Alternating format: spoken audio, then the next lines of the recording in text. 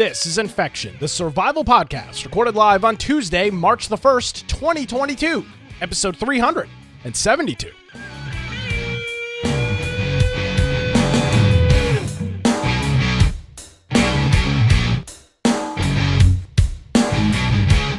Hello, ladies and gentlemen, boys and girls. Welcome to another edition of Infection, the survival podcast. Infection is your source for the latest information on survival video games. My name is Nick Craig. You can check out my website, nickcraig.com or nickcraig.net. And of course, visit our website, infectionpodcast.com. We can't go on this journey alone over the next hour. I need to have my trusty co-host, Brian with an I, wearing a t-shirt, I will remind you, Aldrich. Hello, Brian. Hey, Brian. How you doing? Sorry. You yep. okay. Took me a second. I've got three screens with who knows how many tabs and windows. That's fine. Find our streaming window. Well, hey, we made it. Hey, if you want to find me, let's go and get this out of the way. If you want to find me at Brian Aldrich on Gab, Parler, Getter, and hopefully someday True Social. We'll see if they ever get those things fixed and working. But also my blog, biteoftech.com.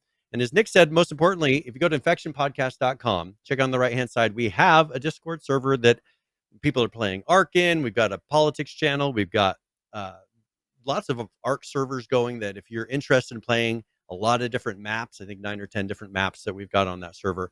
And all of that's available through the free app, Discord. We'll be talking about some other things with Discord that are interesting here later. And then if you want to watch the show, you can do that through Twitch, YouTube, BitChute, or DLive. And we have those live and after the fact recordings, and then audio only at the lower right. So if you want to listen on your phone, your computer, some people in their cars, there's a lot of different ways that you can use that through those links. If you want to follow along, I encourage you to go to the episode of the particular show that you're listening to, and we have links for all the different topics that we discussed during that episode, a player for audio and video, and that will really help you because sometimes there's videos or things that you want to be able to see when you're listening, and that helps. If you want to support us, we got a support tab up top, or you can go to infectionpodcast.com/support. And those Prime Gaming subs, Humble Bundle purchases, all those things add up, and hopefully we'll have an in-person event again soon.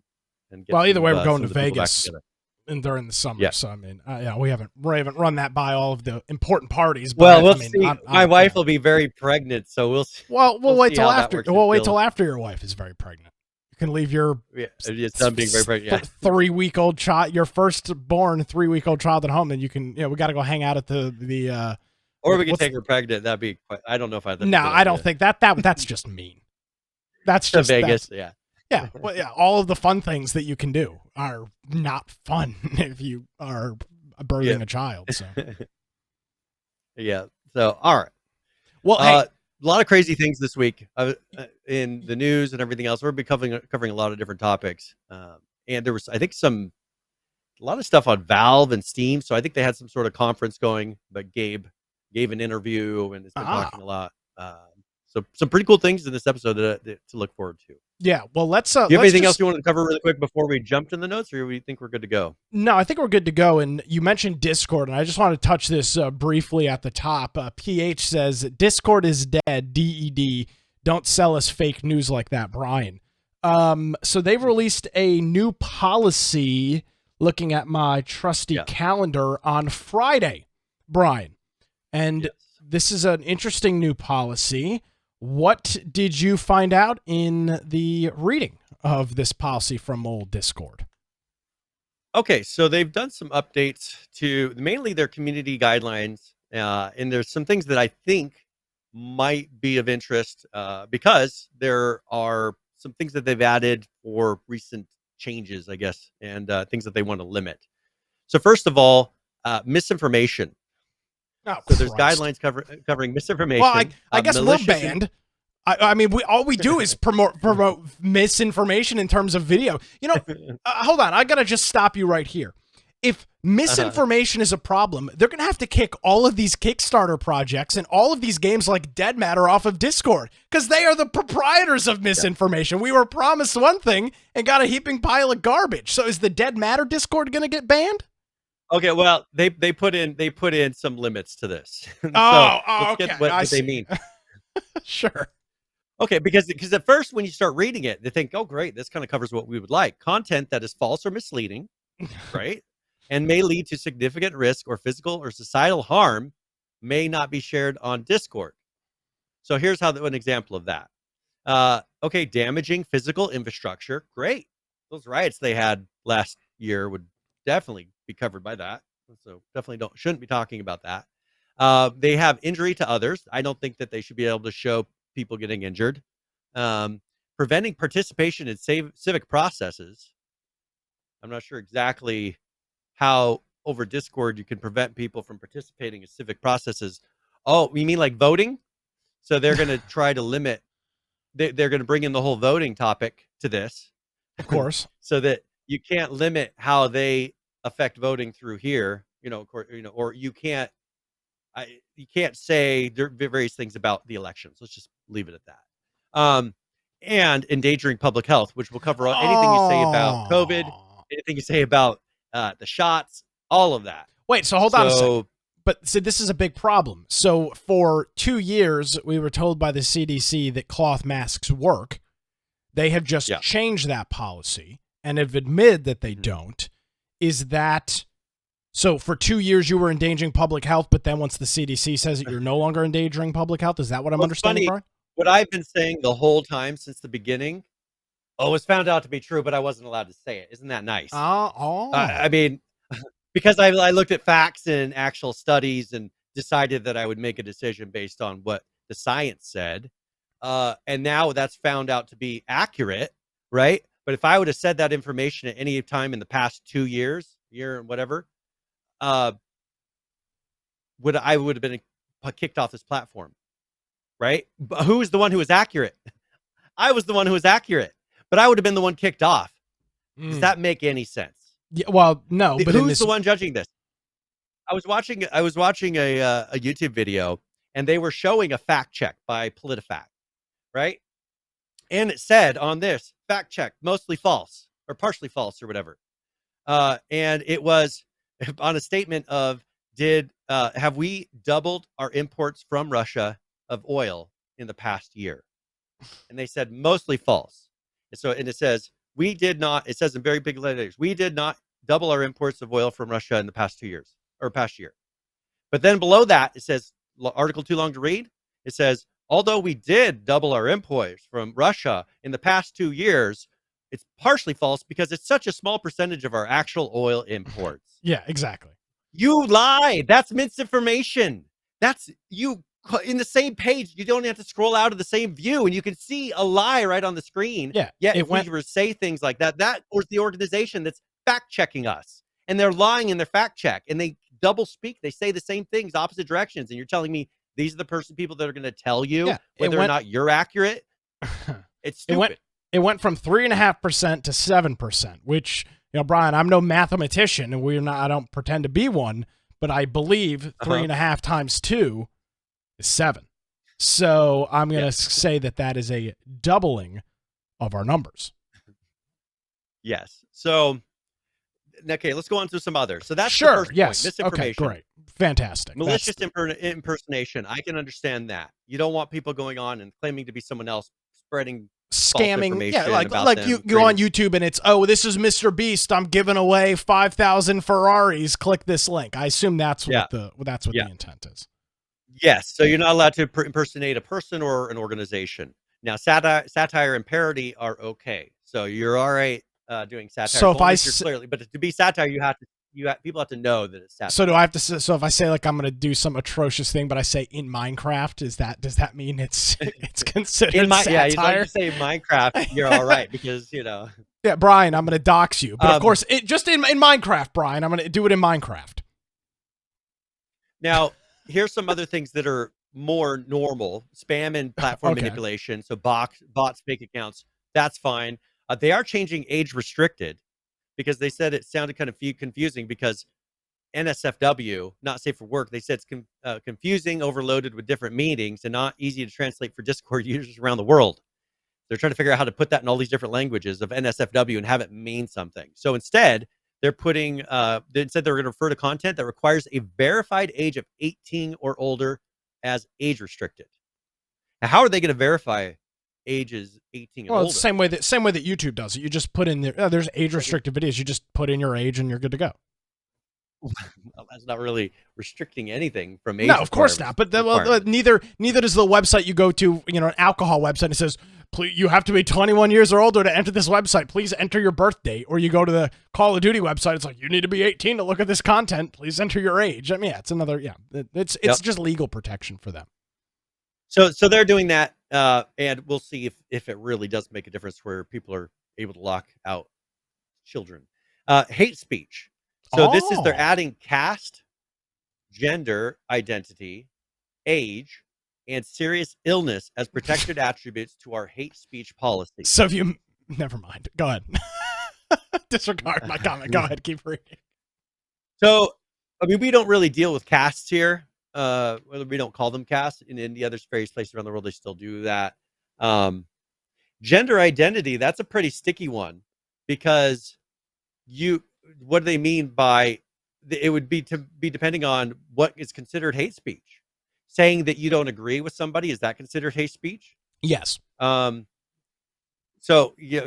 saying, because I mean, with serious illness, that's an actual physical attribute that they can't control. Age is an actual attribute they can't control. But if you say that about, if you say that that's not true about gender identity, they will consider. There's a very good possibility they would consider that hate speech. Yeah. Well, right? This has always been this that could open up a lot of things. Well, this is the age-old problem. Who is the definer of hate speech? What I find to be defined as hate speech and what you find to be hate speech might be completely different. And I can guarantee you what Discord defines as hate speech and what I define as hate speech are two very different things as well. So, yeah. And so that we'll see how that's enacted. Excessive violence and gore. I can understand that one because they say we do not allow real media. So that doesn't mean that in a video game or something like that. Especially with intentions to harass or shock others. So that'll be something they can ban you for. And then malicious reporting, because that happens quite a bit. People sitting there and reporting people that they don't agree with because of their politics or, whatever it is, list the things up there, their caste or religion or any of those things, make it to where people can get banned for being stupid about how they report people, because there's a lot of that happens. False reporting. Brian, you skipped over the biggest one. Off-platform behaviors. Oh, which one did I say? Oh, yeah, sorry. This one is probably one of the biggest things, because they're now able to ban you for, let's say you say something, let's say you get recorded on a video for something you're doing out in the real world. Let's say you do a 3-hour-a-day radio show. Let's say you do a 3-hour radio show where you're discussing topics that are not illegal, right? They're covered under free speech. Correct. Right? But you'll get banned for saying those things on your personal time. This is the one, sorry for this one last, but this is the one that for me is the big deal. Off-platform behavior. So things that you're not even doing while in platform or on Discord itself. This could be if you go to look at all the people that went to all these Antifa protests, right? And riots. People that went to those, okay, well, is that something for an off-platform behavior that could? It should be. That was an illegal activity, right? Yeah, it should be. It was a violent act. Yeah. Yet those people, I don't think would be banned under this policy. Now, turn that around, and if you had somebody who was doing something like these trucker protests and things like that. Oh, absolutely banned. Would that get them banned off of this platform? I have a feeling it would. Well, if you're not going to enforce it evenly and equally, don't put it in there. That's my issue. No, and it's my issue as well. And my favorite, it says, this includes memberships or association with hate groups. So is the Republican Party considered a hate group? Yeah. Because there's official hate groups. There's the official list of hate groups. Yeah, but even that list is but even that list is bullshit. It's by the Southern Poverty Law Center, which is a hate group within themselves. Yeah. So that's kind of an issue. These things are put in here, and we're coming up to the great election cycle that I feel like we've now gone through a few here with the show. Yeah, we have. We pointed out and seen the crazy things that happen now. I feel like they're preparing for that so they can start putting people off, just like they did on all these other platforms that said and did things that they didn't agree with. Yeah. Not that things that were wrong, because they were saying and doing the exact same things on their side of the aisle, right? We'll put it Yeah. that way. But they were the exact same things, yet you were only banning people on one side. That's what I have an issue. We've been running into so much where it's not evenly enforced, which is the whole point of having these type of rules in here in the first place, is so Well, that people are treated equally. in a rational world, Brian, your premise would be correct. But unfortunately, we have devolved to a point of irrational. And that's why when you look at these policies, or these alleged policies, they're written with so much ambiguity that there's no definition of what any of these things are. And that is by goal, that is by intention, to write a policy so ambiguous that this is no different than this is Discord, but the same thing happens with government and everything else. You write a policy or you put something in place that is so ambiguous that you just make up the reason that you want to ban somebody and say, oh, it falls under this thing right here, falls under hate speech, falls under off-platform behavior. And that's been the biggest problem with social media over the last, let's call it 5 or 6 years, is the unwillingness of any of these companies to actually define what they're trying to do. Now, there is some argument about legal protection. And when you talk about, they say things like violent sexual acts or things of that nature, that is a legal protection for them. That I understand.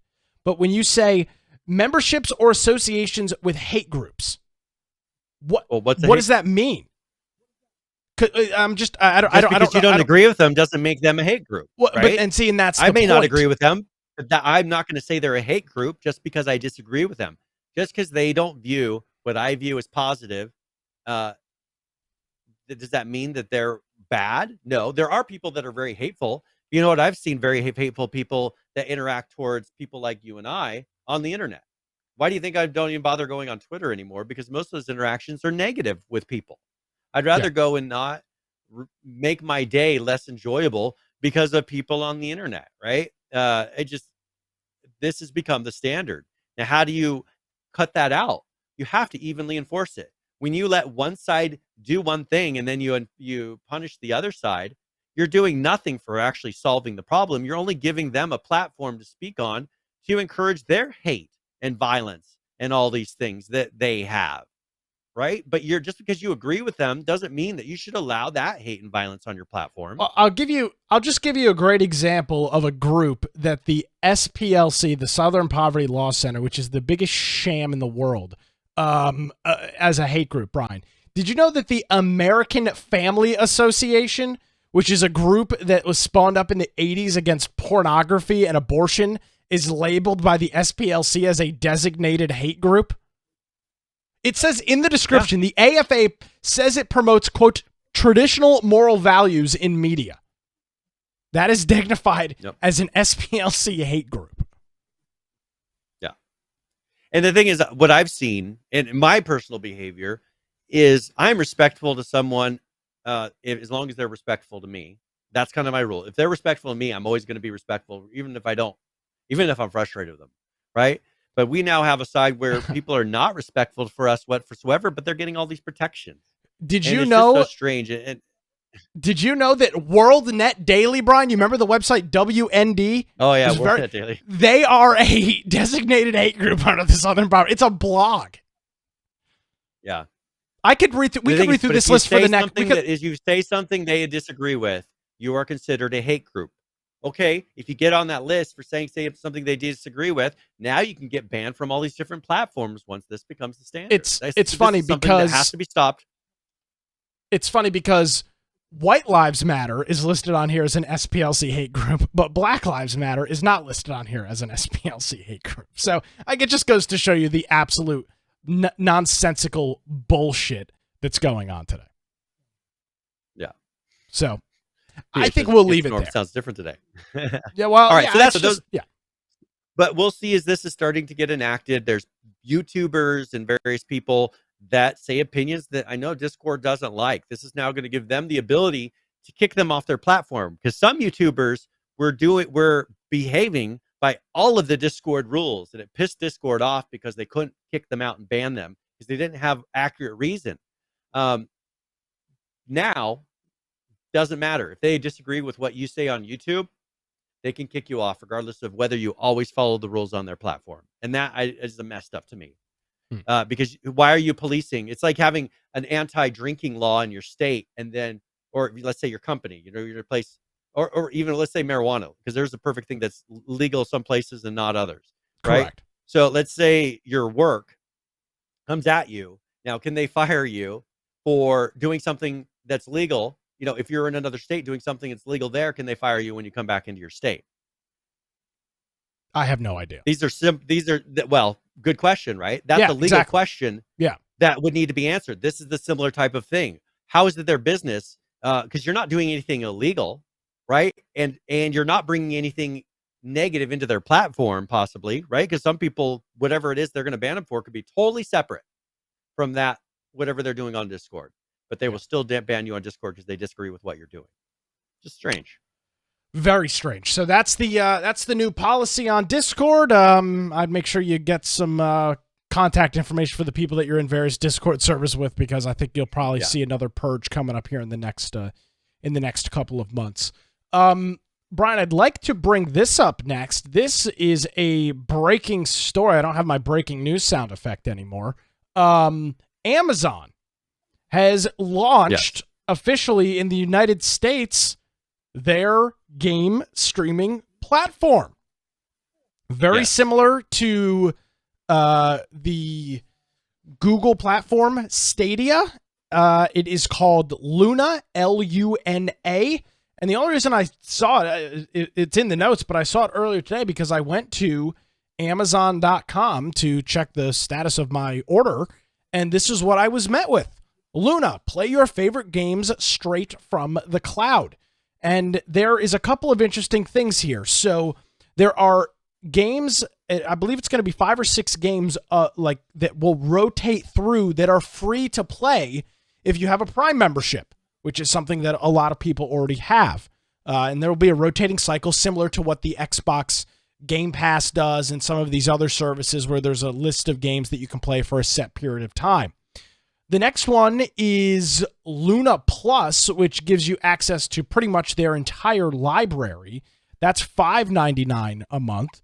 A family game channel, which is $2.99 a month. A retro channel, which is $5.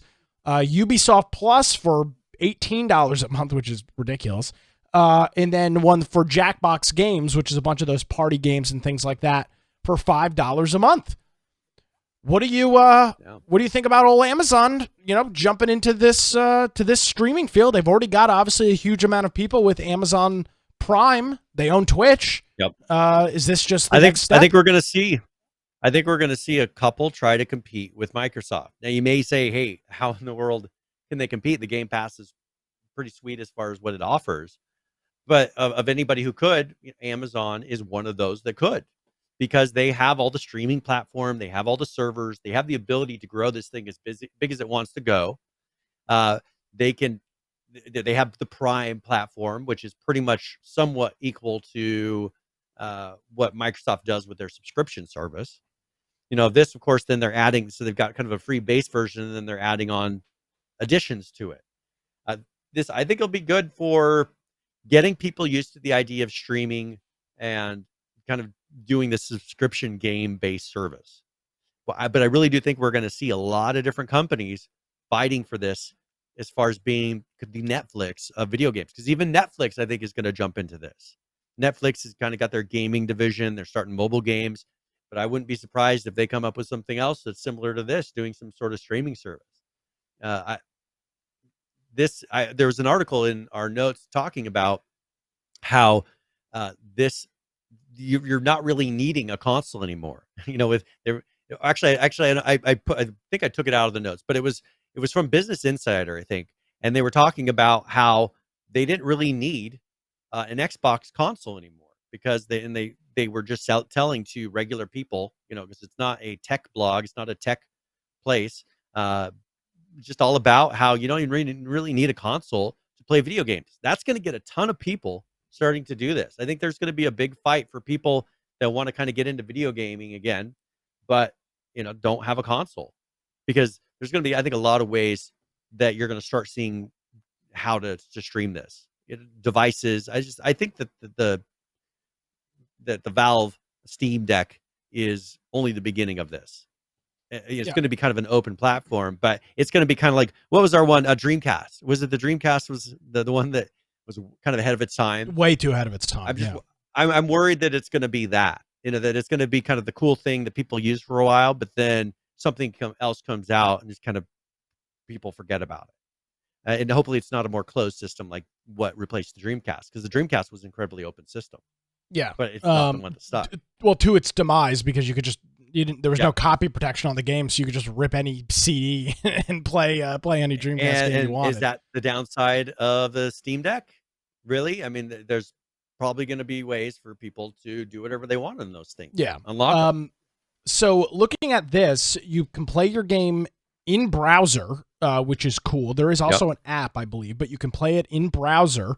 They of course have a Fire TV and Fire Tablet app. They're promoting that you can play games 1080p 60, access to a growing catalog, and play together with friends and family even when apart. So this Luna Plus subscription is going to jump up to $9.99 1 month from now. So April 1st, April Fool's Day. It'll jump to its normal price of $10 a month. But for everybody else, Brian, if you've already got a Prime subscription, this is pretty cool and pretty neat that you'll have some of this stuff available. You can look at the roster right now. Devil May Cry 5 is on there right now. Looking at what's coming up next month, one of the Amnesia games is coming in April. There's a game that's coming for just a few days, March 8th to March 15th, Immortals Phoenix Rising. Free games. If you're a Prime subscriber, completely free games, no cost. And if you want to get more, you can get the Ubisoft package if you want to play just the Ubisoft games. They are selling their own controller, which looks eerily similar to good old Google Stadia's controller. But this is very interesting. PH, of course, is bringing up the point. Do they at least have, awesome games from 2014? Unfortunately, that's, I think, all you're going to see from the start of these services. You're going to see a lot of these older titles. He asks, do they have their own games? I don't see their own games on here. New World is already free, so I'm not sure that they might add that. I don't know what. I'm sure there's some technical reason for that. But New World is not on there. It just seems to be a lot of licensed games, right? Or not? What's the one that's free? Not New World isn't free. What's the one they just came out with? Their new World was supposed to be free. New World was supposed to be free, and then they changed it after to be. I'm sorry. What's the one that just came out? The other MMO that Amazon just released. That one is free. So that was the one. I didn't see that on there. I don't was know the. I don't remember the name of it now. We talked about 2 weeks ago. Yeah, I don't remember the name of it either. But Amazon's new MMO is free, but it is not on there as of right now. So presumably it comes in the future, but it's not there right now. Yep. Hey, well, do you want to talk about the Steam Deck here? We kind of started on it. Sure. Go hit it. All right. So Gabe, I mentioned at the beginning of the show, Gabe Newell was doing some interviews. One thing he did say is he says he sees the Steam Deck having an impact like the iPhone on PC gaming. I agree. I assume he means like the iPhone on, for what it changed at the time. And this, as long as people adopt it. And one thing I saw is that they were not against the idea of having the Game Pass on Steam. I'm sure I wasn't sure how they would take. I figured that they would probably restrict that. But if you could get the Game Pass on Steam, then you put the Game Pass on your Steam Deck, and then you have all those Xbox games that you can stream right to your portable device, like a Switch. Because look at the difference. This Switch is a closed system, so you can't get away with putting these type of things on there unless Nintendo says you can. True. I think that Steam realizes because they made this an open system, they can't really restrict it, right? So they're saying, oh yeah, you can, because people would do it probably anyways and just go around them. And that would encourage people to start unlocking features of their device. And they probably don't want to get that going as a standard practice like it was with the iPhones, people, rooting them. Jailbreaking, So, yeah. I see though. oh yeah, jailbreaking. I Sorry. disagree with you a little bit though, because Yeah. they have with they didn't put any sort of restrictions on what the micro SD card can do. Yeah. They seem very, and these things are just starting to make their way into the wild. Mhm. Over the next, I think over the next 2 weeks, they'll actually start shipping to people. But these things are, I think by design, these things are meant to be tinkered with and hacked with, and the jailbreak was a process that you had to run. This, I think, you literally can just put a bootloader on a micro SD card, hold down a couple of different buttons on the joystick, and boot right into some sort of live CD and install it. They didn't put any restrictions on it, which is good. And I think the reason, I agree, and obviously I didn't order one of these things. I'll maybe I'll get one whenever. This, I don't think it's inaccurate to say that this will have the same impact that the iPhone had, but on the PC gaming side. I think that's a very accurate statement. I was watching a couple of videos this week because now the embargoes are off. Reception it's had. Yeah, and now some of the embargoes are off, and obviously it's a new platform. There's still issues with it, but I watched 3 or 4 videos, probably I think yesterday when the embargo got lifted, and this thing looks sick for the price $399 that this thing is. Damn, is it a cool piece of hardware? I mean, it's really remarkable what they're doing for $399. Could you pull up that one of those next links where it says all the different prototypes they had? Because there's an image in there that shows all the prototypes that they went through while making this thing. And so you can see some of them kind of look like a Switch. You can see how they really were playing around with the idea of how to lay this thing out, how to make it different, unique, how to get all the buttons on there that they needed and wanted, and all the sensors. And I think that they pulled on what ended up being a pretty good choice. So that shows front and backs of all the different options that they did. If this is something that takes off, I would hope it would be something that maybe would kind of kill the Switch. Not that I want the Switch to die, but I don't like how closed the Switch is. What I like about a computer, and I didn't like about the consoles, is the open versus closed system. Now they kind of close off computers in a way, but I like to be able to use this device for whatever I want if I'm buying it.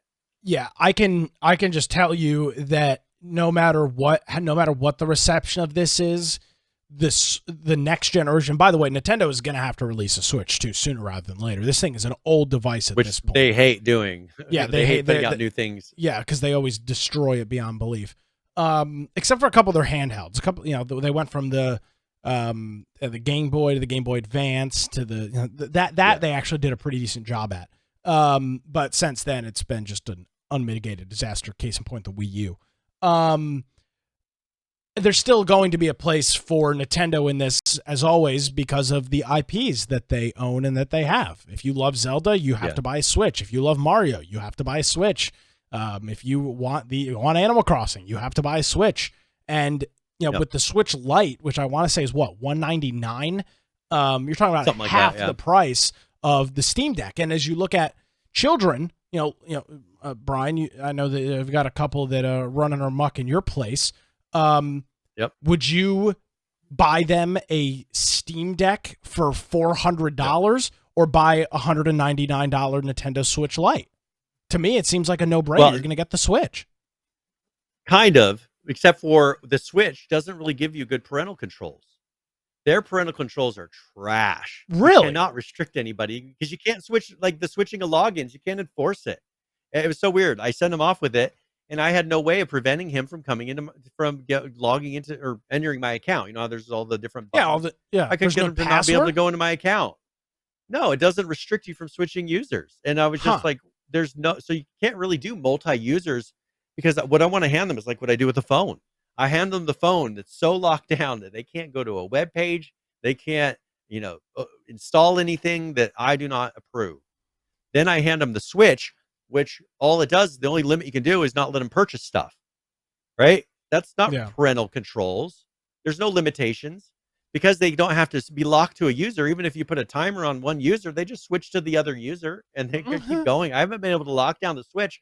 So no, I haven't handed them a Switch because Nintendo, has done such a horrible job with the parental controls that I can't give my kid one of those. There's no way. It opens up their world to a unlimited internet and browsers unless I really start messing with the thing, but they've locked it down. I can't. Well, yeah, I just went to Switch's website and looked at parental controls, and it says, yeah, that, you can set daily time limits, but there's nothing to change. There's nothing to stop the user from switching.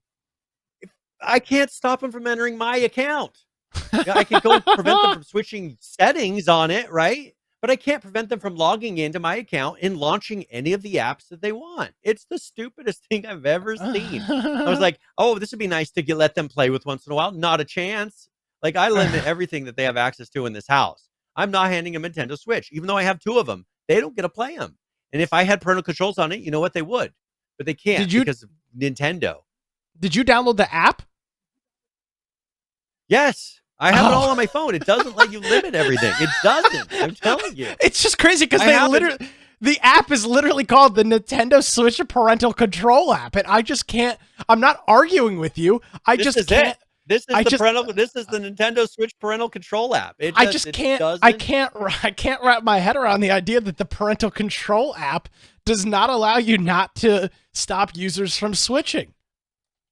All I can do is temporarily disable. I have a thing to temporarily disable parental controls, but that's it. I can't. So I can make it so I can change settings on the Switch, but that's not preventing them from logging in when you can't actually lock a user account. It's just the stupidest design. It's what Nintendo does every single time. I've had the original Wii U or Wii, and then I have the Wii U out in the garage, and that thing was a pile of trash. The controls, everything is just always a mess. And that's why I quit buying anything Nintendo other than the Switch. Yeah, I'm literally reading I'm running to solve. I thought that they got better about it. I'm reading an article here on GameSpot. It says, is there a way to password protect a profile on my Nintendo Switch? There's currently no way to do that, unfortunately. Yeah, so what's the point of parental controls? They could go into my account and play any game. What's the time limit when you can't stop them from switching users? Why put a 4-hour time limit on their account when they can switch to mine and use it as much as they want? I can't prevent them from logging into my account and playing my games. Why would I handle my Nintendo Switch? I can't. Stupidest parental controls I've ever seen in my life. Stupid. I can't even wrap my head around. Yeah, here's an article. There is no way to add a pin. There's no way to add a pin or password to a profile. Yes, isn't that the stupidest parental controls? All it is it's not parental controls. It's locking your settings. That's all you're doing. Why call it parental controls and put an app which tells you how long one of the profiles was used when all these other ones have all these issues? It's just Nintendo. There's a reason yours is not going to win. You guys haven't even done parental controls on a device that you want to be able to hand your kid and entertain them. Why do you think the iPads were so popular? Because you could lock the kid into some app through different things and they can't get out of it. I hand my youngest, he's got a little not an iPad, but he's got an Android based one. And that thing I can lock down like crazy. So that's why I use it. It's an old one, but it lets him play all the stuff he wants to play. And we never use the Switch now because the parental controls are not parental controls. They just want to make you feel like you have parental controls so your kid can run amok. Because if I can't limit them from going onto a web browser, which I can't because they can log into my account and I've opened an unrestricted web browser, how in the world am I going to hand it to a 12, 11, or a 6-year-old? Unrestricted. Brian, and the only way I could do that is block all YouTube from that thing. Brian, you're starting to sound a little bit like Discord with your ambiguity here with your comments. I'm starting to think that you might actually be, Brian, what's the old adage? You either be, oh, God damn it. What is something? You either live long enough to become hated or look in the mirror. What is the old adage? You know exactly what I'm trying to say. Talk for a second. Yeah, and I bought 2 of them. Yeah, I don't learn that's the thing. And I've barely played it. I've played. Yeah, here it is. Here it is, Brian. You either die a hero or live long enough to see yourself become the villain. I feel like that is precisely what you are being described as right here. You're trying to be the hero on Discord, but you wake up every morning, you look in the mirror, and you are the villain, Brian. You're the ambiguity. I know. I feel that's what I guess being a parent feels like nowadays. For goodness sake. Jesus. But does that make sense? No, I was all in. The stupidest thing I've ever heard. I was all in on the Nintendo Switch. I got 2 of them. Like, this is great because I figured they'd have at least some form of parental controls. Like, how could they not have any form of parental controls? Any? Yeah, On Not a even console a that's limitation of entering accounts. On a console that limits who can log in, right? Their console has a limitation, but yeah. not this. And so I just, it just, they're useless to me. And I've not been playing Zelda on it. I played like an hour, 2 hours maybe of Zelda, and that's all I've been had time for. My wife loved it and played the whole thing on hers, or has played quite a bit of it. But so they're cool. But if they really wanted to corner this market, put in parental controls and make it a device that you hand your kid and have so many Well, controls over it that you feel comfortable handing it to them, and they're not going to get into trouble. so then That's how they're going to make it. But why wouldn't they do basics? well, so let's turn the conversation back to that, because there's not going to be they're not going. It doesn't matter how good the Steam Deck is, how much market share it grabs. There is still a place for Nintendo as that device, the $199 device, with obviously the changes that you and everybody else on the internet seems to want for that. And there's a place in the market for that as well, because again, you're not going to first of all, you're not going to hand your kid a $500 Steam Deck, but that you could hand them. Yeah, exactly. Well, it's not what it's meant for. I mean, that was the cool thing about the Nintendo DS and the Game Boy, is it was this portable device that you could hand to a kid, hand them a couple of cartridges, and say, "Have at it." And that was that's how it gained so much popularity. That's how the Pokemon games did so well originally, and everything else that they introduced. So I do agree with Lord Gabe in the fact that this will likely be a similar impact to what the iPhone had in the PC gaming market. Yeah, and now of course Tesla is saying they wanted their cars to be Steam compatible, so they want to be able to have the Steam Deck software installed in their car. Probably play with a controller. I love right on the screen now. Yeah, I mean, of course, people are going to get pissed if they see a driver playing a game while they're driving on the road. You're self-driving. Yeah. Well, yeah, isn't that the whole point? Anyways. Yeah. I guess it is. So I guess with self-driving, so that's one thing that they may be putting on. And then with the Game Pass, I mean, it could be pretty cool. That's the kind of stuff that's going to change the industry, is having it to where you can game anywhere and it's a real experience, and give people devices that make that really easy and convenient. That's going to be what it is. And if they can do that with a Steam Deck, then that's going to be one of them that does it. I think there's going to be multiple iterations. It's going to become more like phones. You're going to have different devices that are capable of different things, or different, streaming devices you attach to your TV. I think it's going to get to where there's not just one. There's probably going to be a couple, and probably different variations of cost by quite a bit. Also, one thing that Gabe Newell did say in this interview that he was doing, he says the Steam Deck, when he was talking about Steam, he was talking about how the PC industry will not tolerate closed platforms. And that's kind of his backing, of his platform. But all the other ones that are his competitors are totally the opposite of that for the most part. Most of them are all about the closed platforms. Well, if he could really get people to get on board with the open platform, I think that would be enough to make them kind of be the winners in this. Yeah, and it's a tough conversation, because your profitability on a closed platform can be very vast if you don't have the greatest platform, and it's very lucrative. Well, look at all these 30% that all these places are charging, and be able to lock down everything. But on the flip side, if you have a really good open platform like Valve does, it can be very lucrative as well. It's one of those chicken and the eggs. If you have an open platform and it doesn't do really well, you could lose your ass. If you have a closed platform, you can kind of control its success in some way or another. So it's a very interesting kind of dynamic that is being handled, and I'm very excited to see what this brings. Well, and I think that he's trying to figure out how to maintain dominance on the PC platform, because streaming is something that could almost instantly take away Steam's dominance in the space. For sure. If you got something that covered 90% of your purchases, kind of like Netflix covers 90% of the things you want to watch, right? Mm-hmm. If you could get some sort of service to do that, they're not going to be buying games on Steam anymore. They're going to be moving on and just paying the subscription. So they got to figure out, how do we get it to where people stay in our platform and stay open to the idea. Plus, if you get them to purchase, maybe pay the fee for for the Microsoft streaming service and all that through their platform, they're still getting a small percentage cut of what you're doing, even though you're not even using their service whatsoever to do it, other than install the installer, right? I just think that this is him holding on to it. He's looking at, how do I maintain it? because you just got to keep people in your eco, your circle, keep them in the little area. And I think that there is a possibility that this is enough that would keep Steam alive through this. Make it to where yours, because that's what Epic wants to be. That's what Steam wants to be. They're creating these services. Epic is creating it to where you can keep scores and have the voice chat and using all that stuff, because they're just trying to keep you in their ecosystem so they have opportunities to sell to you. Of And course, he's that's still trying to do the same thing. 'Cause if he well, doesn't, he loses the whole thing. well, and let's be honest. Well, let's not even be honest. This is Valve does not have a product. Valve is a SaaS. They are a service, and the way that they make money is by selling games. Now, yes, they obviously sell the Steam Deck, and they've got their VR headset and a couple of that. Those are more one-offs. That's how they've always exactly. Done it. They make their money on transactions. They are a bank for all intents and purposes, and that's how they make their money. How do you think banks make money?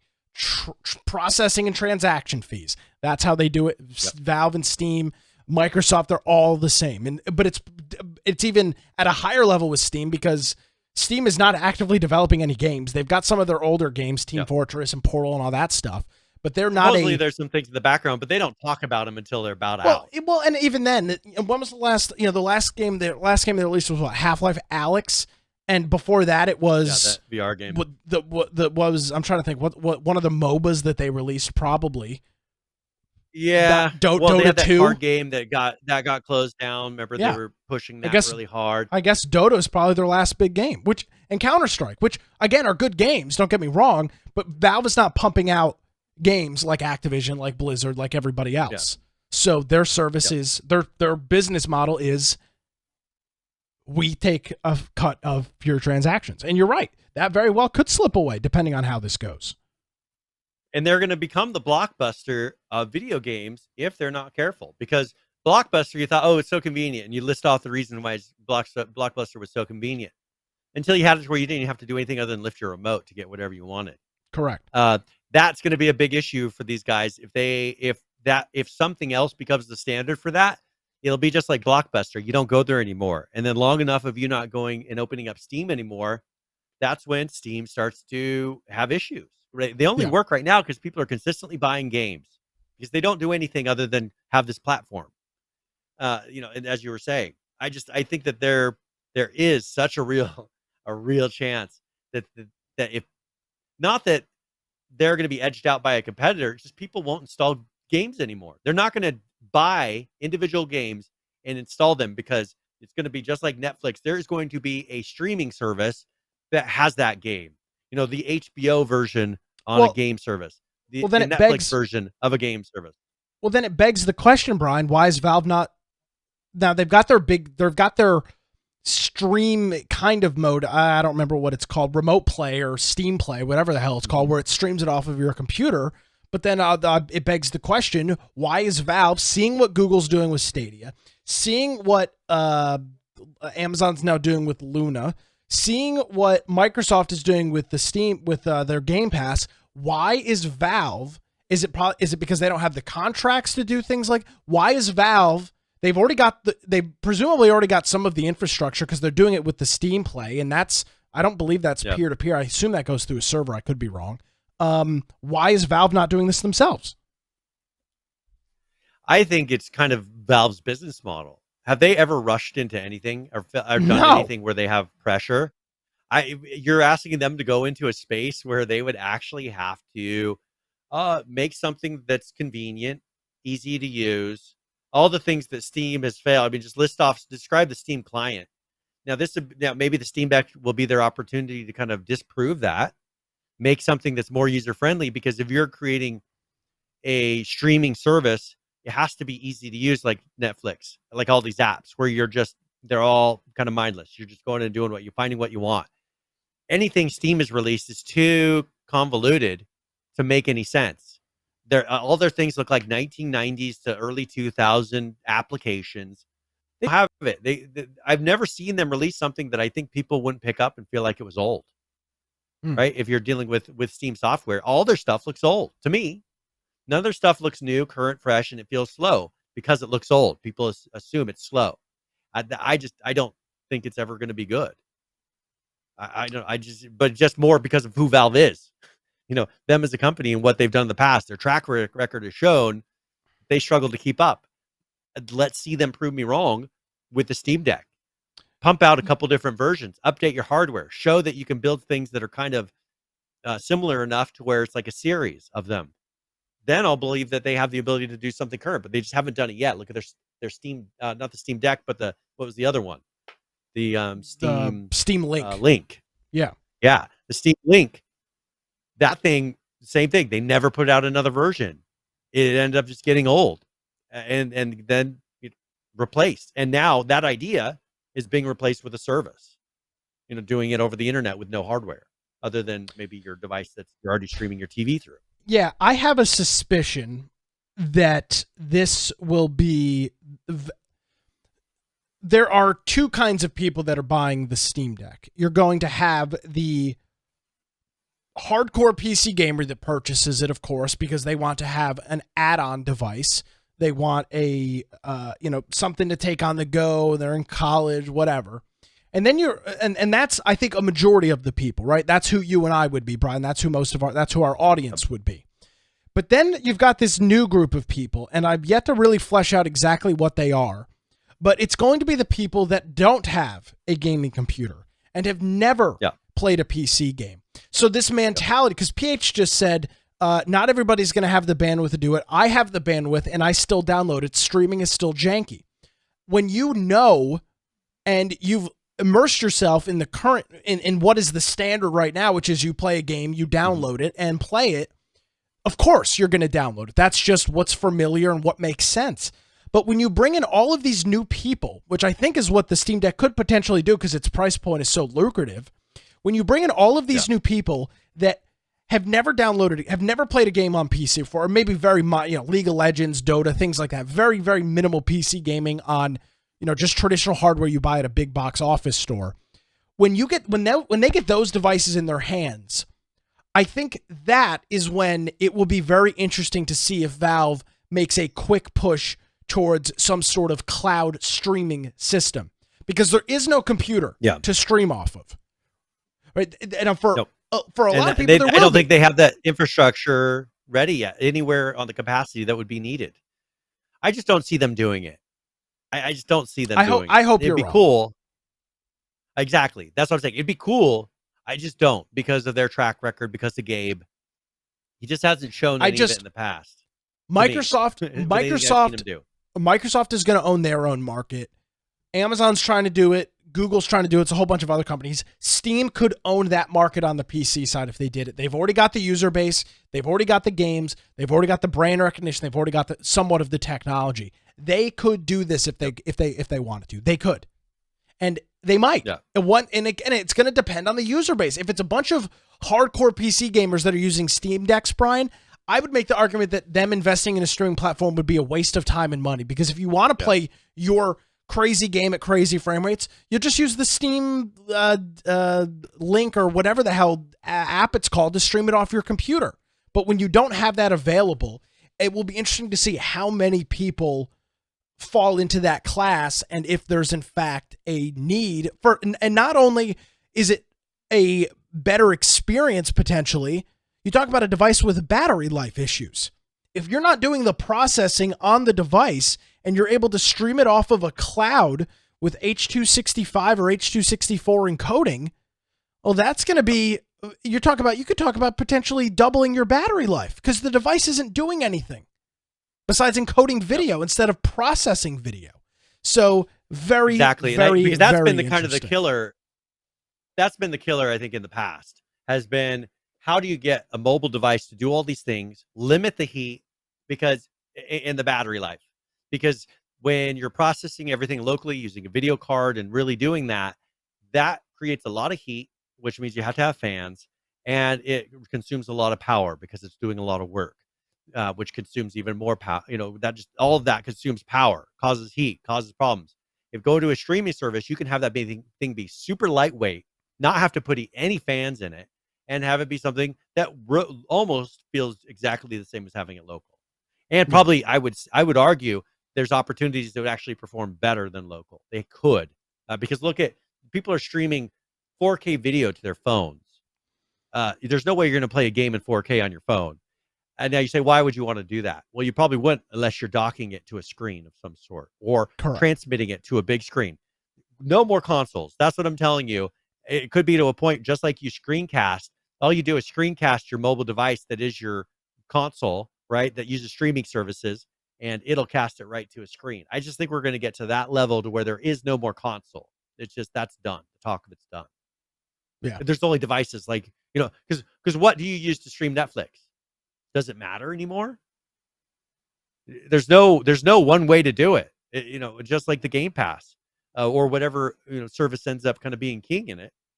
There's no device that's made for, and just like everything they're doing here on the Steam Deck, nothing's going to be locked to that device. It's just a platform you can use. So it's hard. I don't know who's going to win. I think it's going to be a pretty cool battle, seeing all this stuff kind of settle out and seeing them starting to compete with each other, because we've talked about it over the years here quite a bit here of having the market. When the market actually is able to compete, we, the consumers, end up winning because they usually improve. Steam has had so little competition over the years, and there's various Xbox and PlayStation. The only competition has really been themselves against each other, right?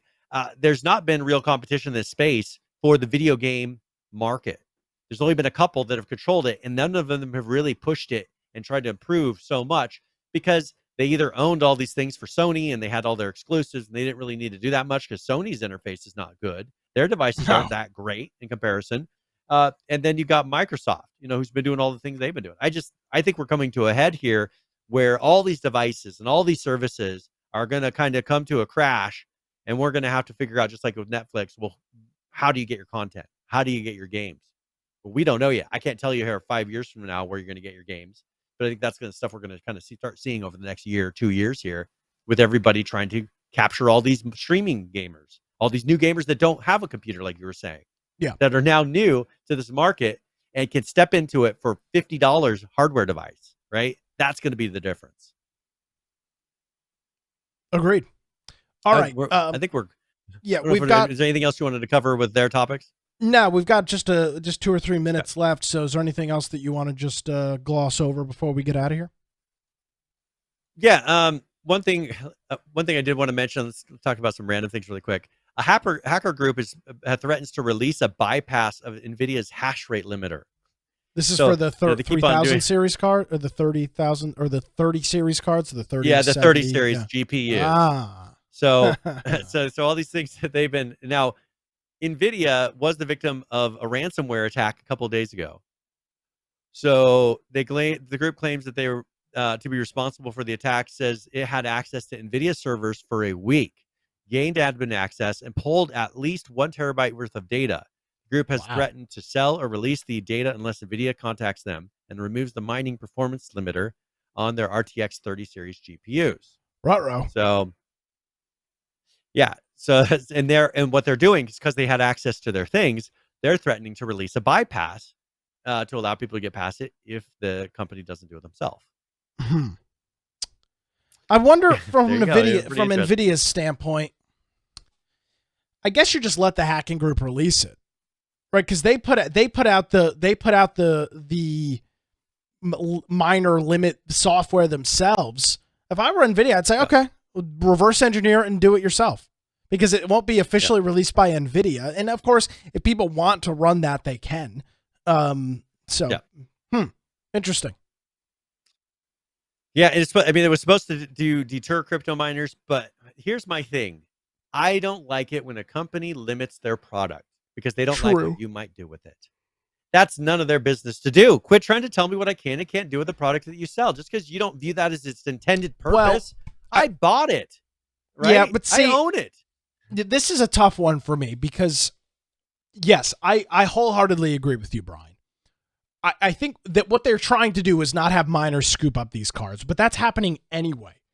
So they need to figure out another way to do it. Don't limit the performance of your card to make that happen. If you want to buy a GPU and use it for mining, that's your right to do so. Sell it. Yeah. Yeah, they're encroaching on people's rights because they don't like what they're doing. I mean, it's not a big deal. I mean, it's not like rights as far as what we consider serious, but just release the product and let people use it. If you don't like how people are purchasing them, come up Well, with ways that I'll people just can purchase directly from you I'll and say this. verified. I'll say this.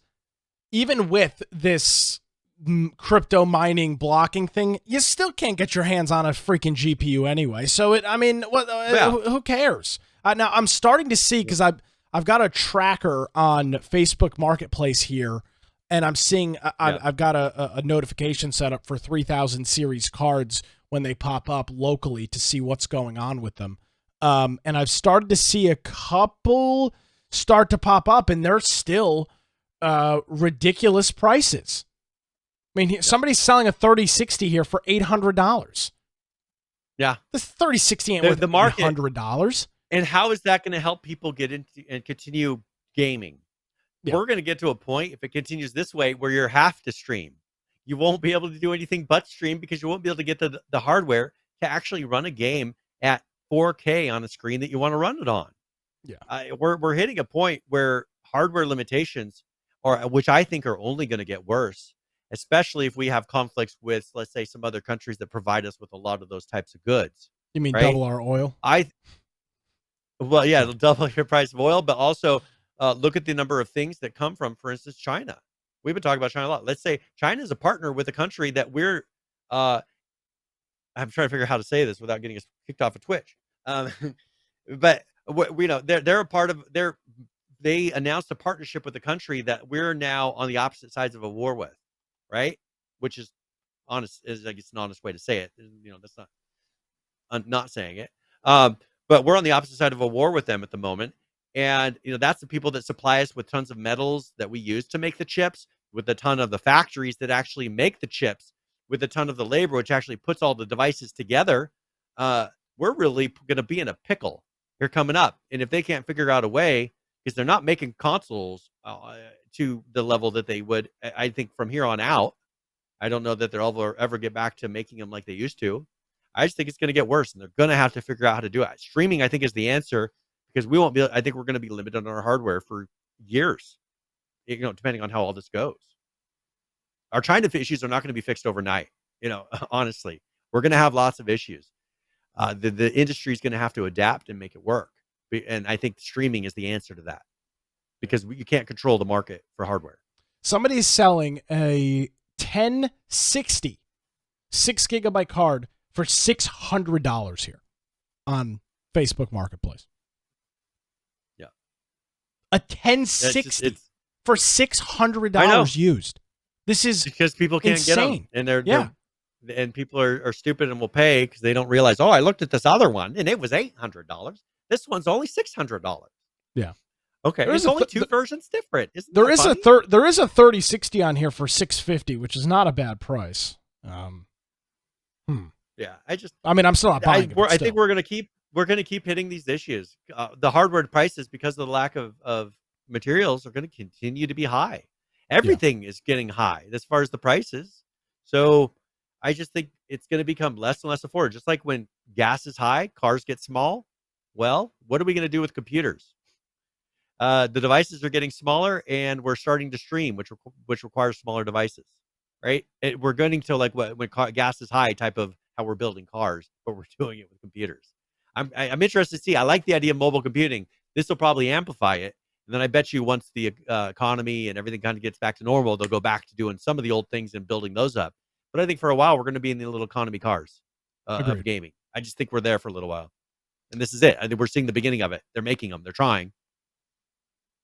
Because they want to keep making games, making money. And how are they going to do it when you can't buy a card to even play your video game on anymore? Over the next 5 years, if you can't buy a 30,000, takes you 2 years to get it. It's going to start getting out of date and old already. Yeah, it's all by the second you get it. Precisely. Yep. All right, Brian. We are a little over time, so I'll ask you where people can find you on the old interwebs. Yep. You want to find me at Brian Aldridge on Gab, Parler, or we'll see. We'll see her in the future. And if you want to find my blog, biteoftech.com, go to our website, infectionpodcast.com. Make sure you go to our right-hand side and join our server on Discord. It's a free app. They have a mobile-based. We'll see if everybody is able to stay on there. And then if you want to catch the video forms, you got Twitch, YouTube, BitChute, and DLive. Those are recorded live and available after the fact. Then we have the audio forms to the lower right. Pick whatever platform device you want to use.